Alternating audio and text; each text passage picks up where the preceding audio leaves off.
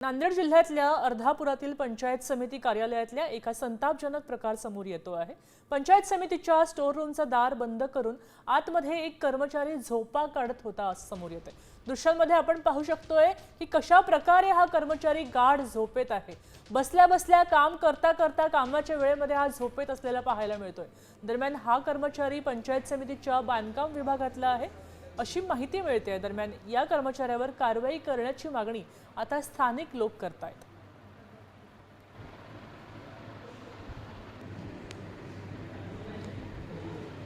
आपण पाहू शकतोय की एक कर्मचारी कामाच्या वेळेमध्ये झोपून आहे।